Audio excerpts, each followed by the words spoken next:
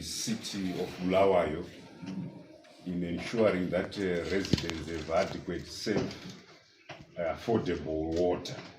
As we know, the biggest challenge is that this is an El Nino year, so the inflows into the major dams in Bulawayo has been very limited, to an extent that there are only 3 major sources of raw water now for Bulawayo, Mtshabezi, Insiza, and Masuka.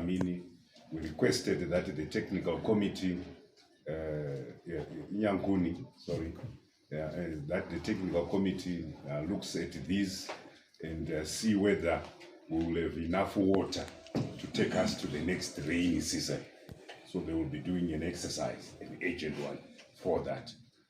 And fortunately, the El Nino is rapidly waning, and it is predicted that by about April, May, we'll be in a neutral phase, and we look forward to an even normal rainfall season next year. So the crisis will probably be very short-lived, but we requested the technical committee to look at that.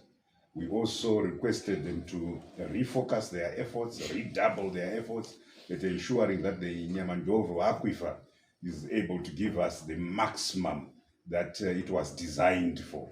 Currently, 12 megaliters a day is being delivered, and we think that the minimum ought to be 16 megaliters, and some vandalism that's taking place there. We are going to activate the state security apparatus to ensure that that is nipped in the bud, and those that have the predilection to vandalize be warned. Then we also looked at additional sources. There are talks of various other aquifers in the environs, and we tasked again this competent technical team to delve deeper and look at that. The city of Bulawayo presented a proposal for a private sector investment in a dam, and we said that this technical team ought to expedite the evaluation process so that the approvals can be granted formally for that complementary investment. For government, we are looking at Lake Shangani, which we think is the long-term supply guarantee for Bulawayo, and that at 220 megaliters a day, it will be able to guarantee Bulawayo 8 years water supply. We also spoke about at length the treatment, enhancing, conveyancing to treatment works, and also the distribution. Then finally we said there's a complementary emergency aspect. We need to look at enhanced bore drilling. 83 sites have been found, 22 have already been found to be suitable, 15 of which have all now been solarized for use by residents. We say that ought to be accelerated so that within the next 2 months or so, the 83 sites are fully operational.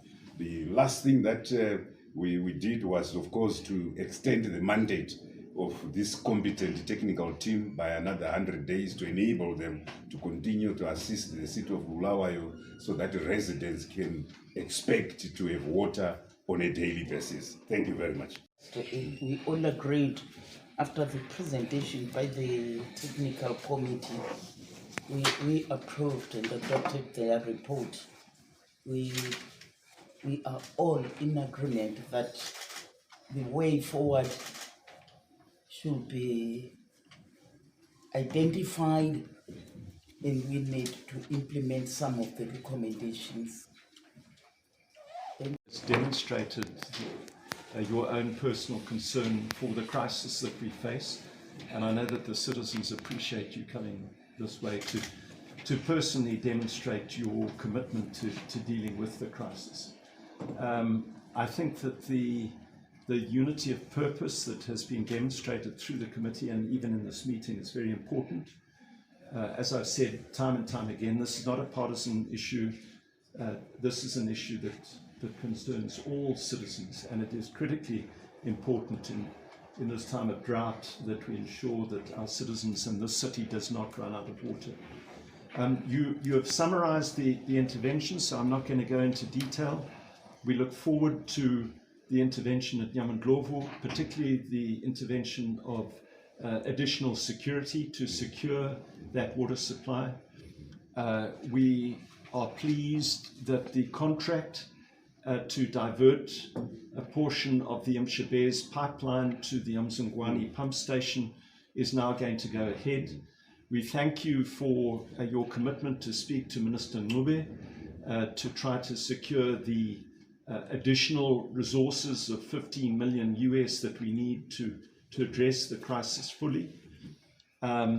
We have taken on board, just to explain to the press, as you know, we've been asking that the city be declared a water shortage area.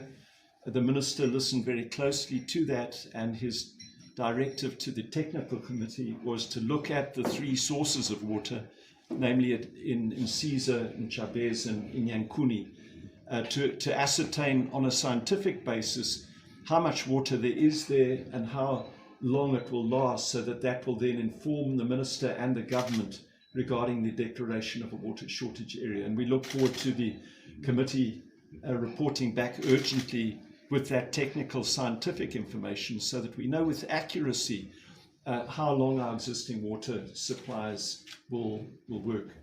So we look forward as a city to working closely with you, Minister, so that we address this. As I said in the meeting yesterday, the general message that we convey to the residents of our great city is that we mustn't panic.